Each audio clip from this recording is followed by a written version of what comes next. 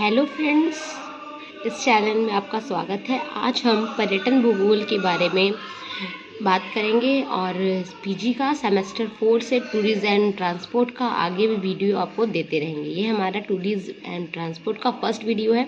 सबसे पहले हमको सिलेबस में पढ़ना था पर्यटन भूगोल की प्रकृति। चलिए आगे बात करते हैं। पर्यटन भूगोल की प्रकृति क्या है?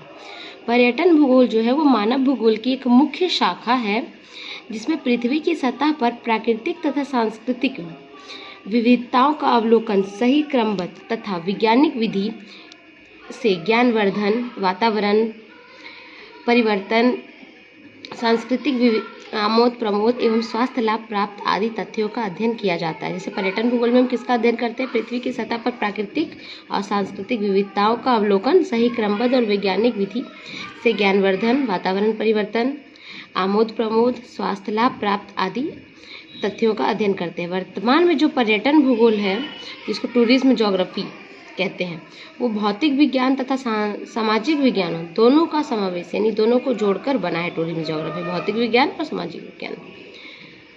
पर्यटन भूगोल में भौतिक वातावरण का और तथा सांस्कृतिक वातावरण के तत्वों, उनकी शक्तियों, क्रियाओं, प्रभावों का अध्ययन करते हैं। पर्यटन भूगोल दूरी को कम करने का काम करता है तथा पर्यटन भूगोल की प्रकृति मानवीय ज्ञान की अभिवृद्धि करती है।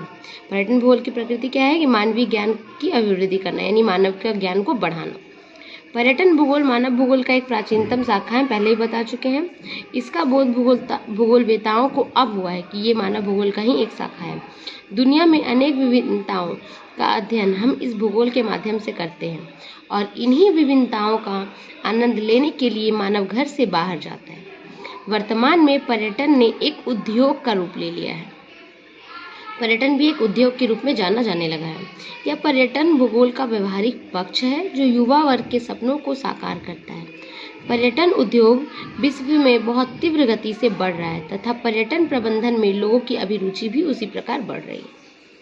मतलब जिस तरह पर्यटन उद्योग विश्व में बहुत तेजी से बढ़ रहा है, उसी तरह पर्यटन प्रबंधन में लोगों का अभिरुचि भी बढ़ रहा है। लोग पर्यटन से आकर्षित भी हो रहे हैं। अब क्या है?